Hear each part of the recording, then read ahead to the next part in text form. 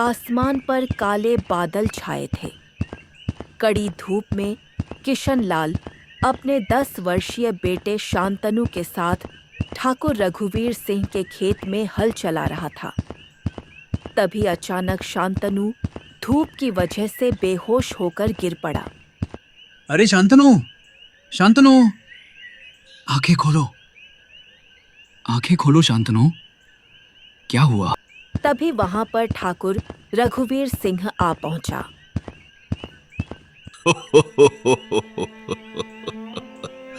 वाह वाह वाह वाह वाह, ये क्या किशनलाल, अब तक तो सारा खेत जुत जाना चाहिए था, लेकिन तुम तो भैया आराम कर रहे हो। कैसी बात कर रहे हैं ठाकुर? आपको दिखाई नहीं दे रहा है कि मेरा बेटा बेहोश हो गया है?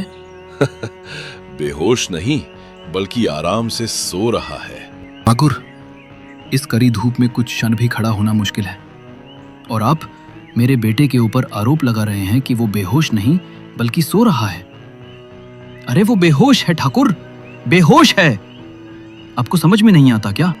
इतना बोलकर किशनलाल फिर से अपने बेटे शांतनु को उठाने का प्रयास करने लगा। बेटा शांतनु, आंखें खोलो शांतनु, अरे आंखें खोल शांतनु, मेरे बेटे शांतनु। शांतनु ने अपनी आंखें खोल दी। बाबा, मुझे बहुत तेज से प्यास लगी है बाबा। हाँ बेटे, हाँ, मैं अभी तेरे लिए पानी लेकर आता हूँ। किशनलाल ने इतना कहा ही था कि तभी ठाकुर रघुवीर सिंह ने एक जोरदार लात किशनलाल के मुंह पर मार दी। अरे रुक जा, पानी लेकर आता हूं। काम के ना काज के, दुश्मन अनाज के। अरे तू पानी लेकर आएगा तो ये हल तेरा बाप चलाएगा क्या? बड़ा आया। और ये तेरा बेटा, इसकी तो ले ले। अरे हट। सुन, कल से अपने इस काले कलू बेटे को खेत में लाने की कोई जरूरत नहीं है। तुझे अकेले ही खेत में हल चलाना होगा। ले जा इसको। यह कहता हुआ ठाकुर रघुवीर सिंह अकड़कर वहां से चला गया।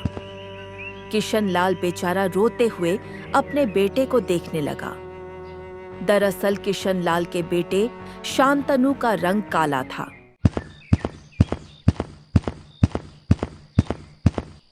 किशनलाल शाम को अपने बेटे के साथ अपने घर पहुंच गया। घर पर अपने पति और अपने बेटे के चेहरे पर घाव देखकर किशनलाल की पत्नी मालती तड़पते हुए बोली, हाय राम, तुम दोनों के चेहरे पर ये चोट कैसे लगी? ऐसा लग रहा है जैसे किसी ने तुम दोनों को बड़ी ही बेदर्दी से पीटा हो। किशनलाल रोते हुए अपनी पत्नी को सारी घटना बताने लगा। पता नहीं भगवान हमारी कैसी परीक्षा ले रहा है। जब शांतनु पेट में था तब मैंने ठाकुर रघुवीर सिंह से कुछ कर्ज लिया था जो मैं नहीं चुका पाया। उसके बदले ठाकुर ने मेरा सारा खेत हथिया लिया और मुझे अपने ही खेत में मजदूरों की तरह काम पर लगा दिया। मुझे अपने ही खेत में कड़ी धूप में हल चलाते हुए 10 वर्ष हो गए हैं। अब आप ठाकुर रघुवीर सिंह से अपना खेत वापस क्यों नहीं मांगते? अरे मालती, तुम्हें क्या लगता है, क्या मैंने ठाकुर से ऐसा नहीं कहा होगा? अरे मैं जब भी अपना खेत वापस मांगता हूं तो वो मुझे इतना सूद बता देता है कि मैं 7 जन्मों तक उसे नहीं चुका सकता। तो क्या आप जीवन भर अपने ही खेत में नौकरों की तरह काम करते रहेंगे और ऐसे ही अपमानित होते रहेंगे? घर पर राशन भी खत्म हो गया है। आपको याद दी है, ठाकुर रघुवीर सिंह ने इस महीने आपको कुछ भी धन नहीं दिया है। मैं कल ही गांव के सरपंच महिपाल से इस बारे में बात करूंगा।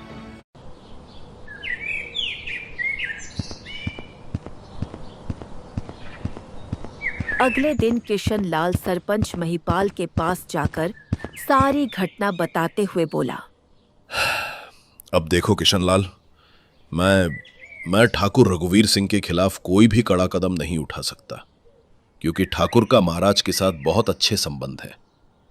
लेकिन फिर भी मैं ठाकुर से एक बार बात करके देखूंगा। मैं कुछ दिनों के लिए दूसरे राज्य जा रहा हूं, वहां से लौटकर मैं इस बारे में उससे बात करूंगा। ठीक है, परेशान मत हो। सरपंच महिपाल की बात सुनकर किशनलाल अपने घर पर चला गया।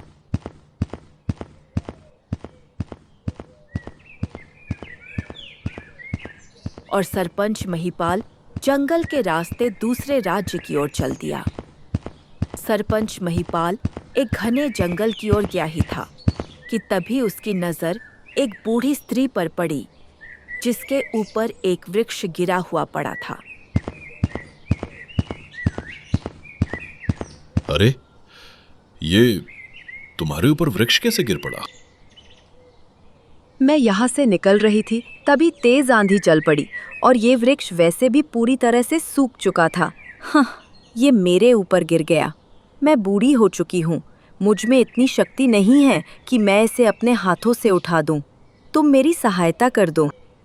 ठीक है, तुम चिंता मत करो, मैं अभी तुम्हें इस वृक्ष के नीचे से निकालता हूँ। सरपंच महिपाल उस बूढ़ी औरत को वृक्ष के नीचे से निकालने के लिए झुका ही था कि तभी उसकी नजर उस बूढ़ी औरत के हाथ पर पड़ी। उसके हाथ में एक बड़ी ही सुंदर दिव्य मणि नीले रंग की किरणों से जगमगा रही थी। अरे, तुम्हारे हाथ में दिव्य मणि तो बहुत ही सुंदर है।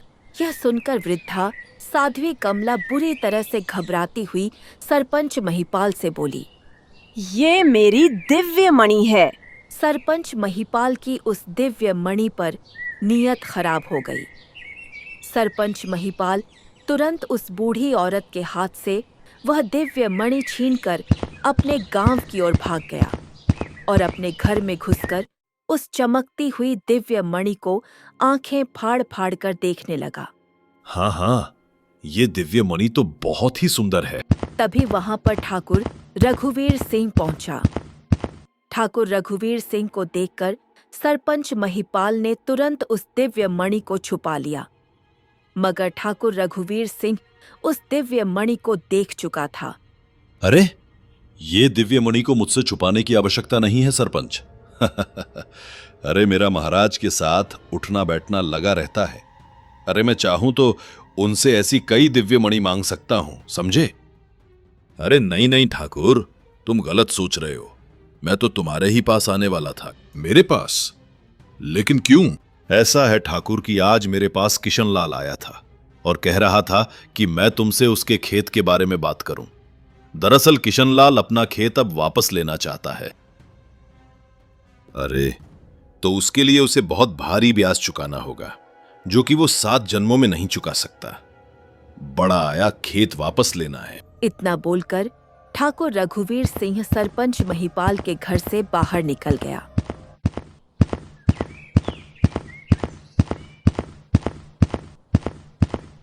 कुछ दूर जाकर ठाकुर रघुवीर सिंह अपने आप से बोला, उस दिव्य मणि ने तो मेरी नीयत खराब कर दी है।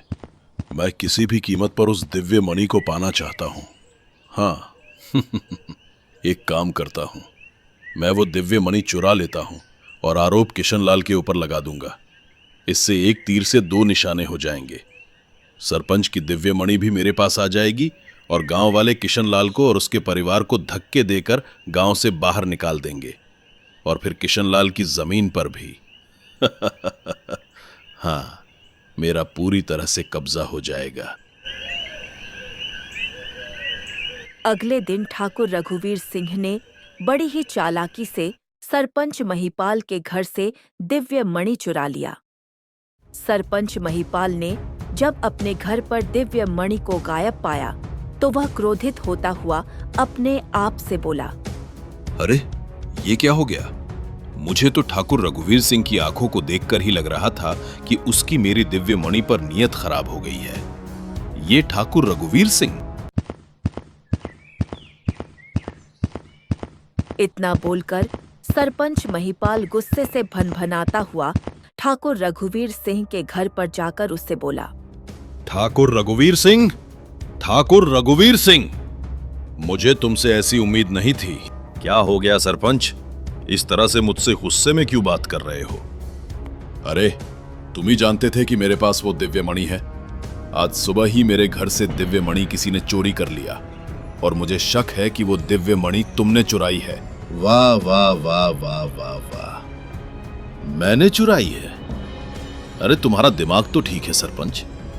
तुमसे मैंने तुम्हारे घर में ही कहा था, अगर मैं चाहूं तो न जाने कितनी दिव्य मणि महाराज से मांग सकता हूं। देखो सरपंच, मेरी बात का भरोसा करो।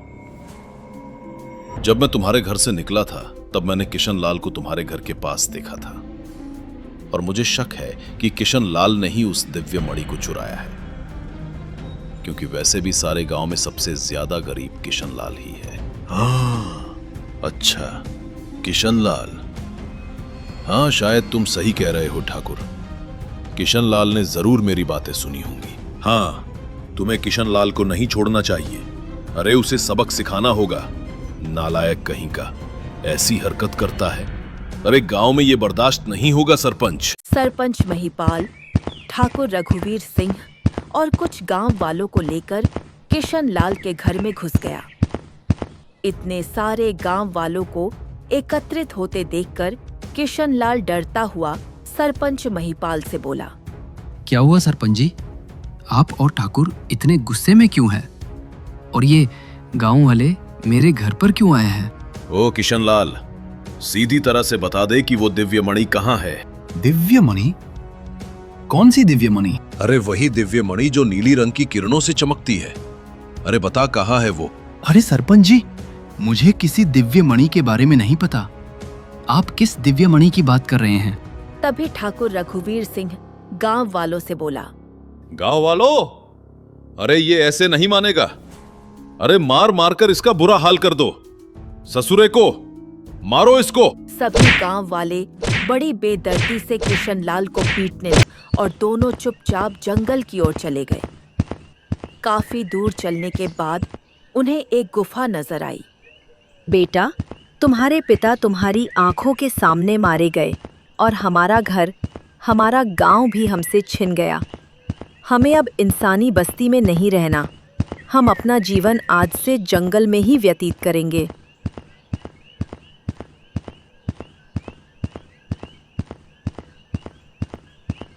मालती और शांतनु जंगल में बनी उस गुफा के अंदर रहने लगे।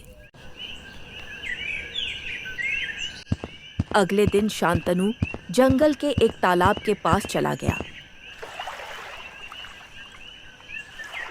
और तालाब के अंदर से बहुत सारी मछलियां निकालकर गुफा के अंदर ले आया।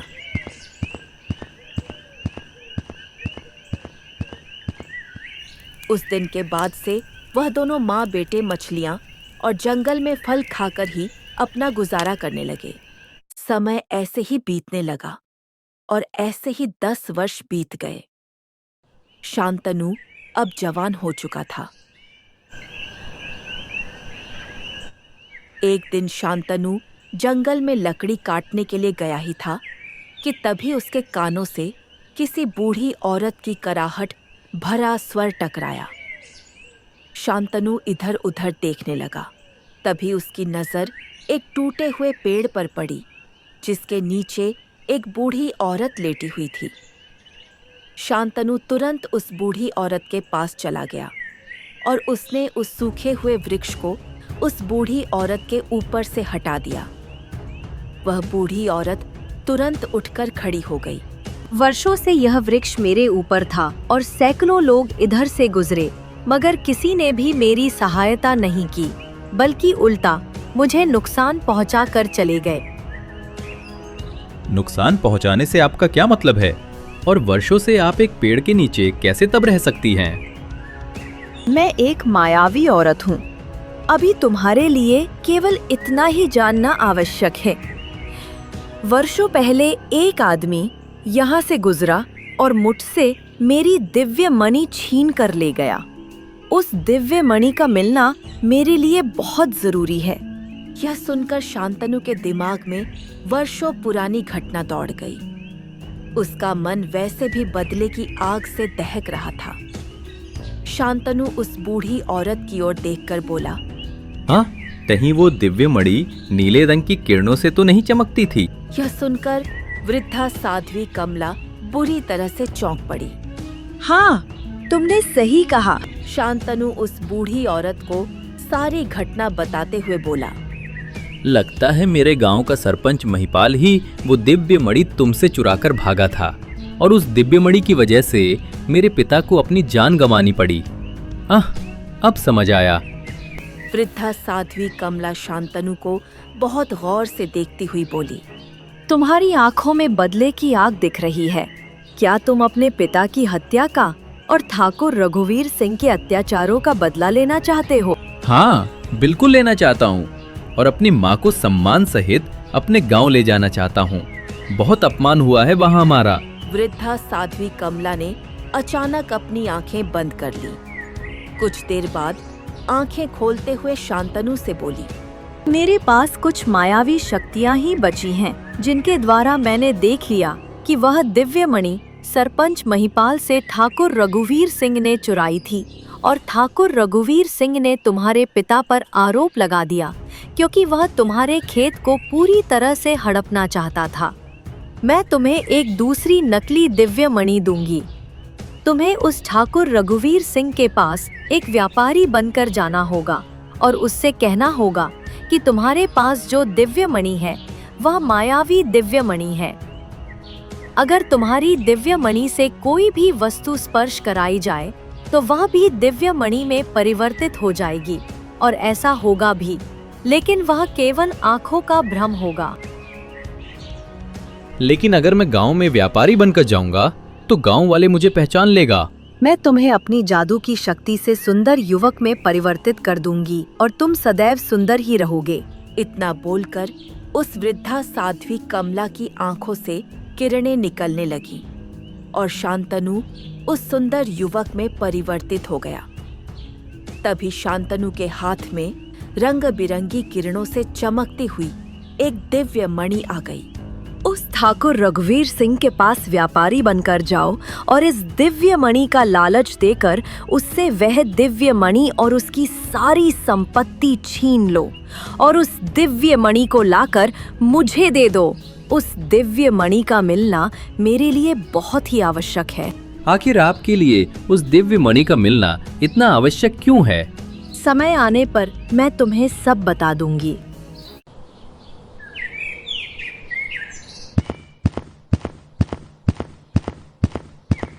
अगले दिन शांतनु अपने गांव पहुंच गया।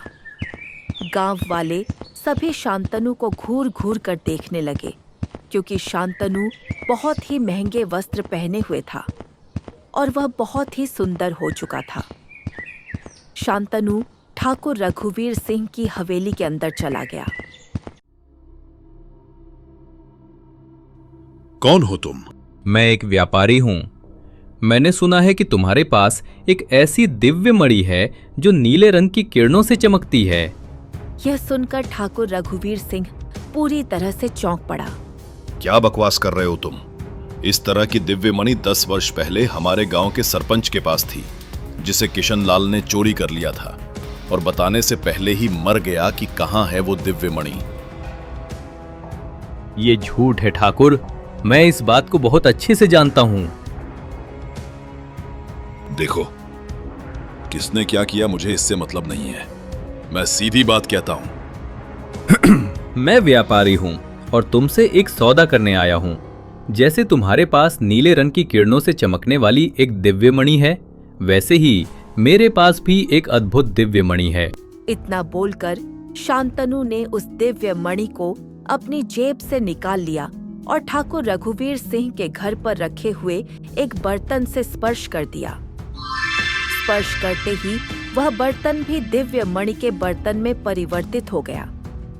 यह देखकर ठाकुर रघुवीर सिंह की आंखें जगमगा उठी।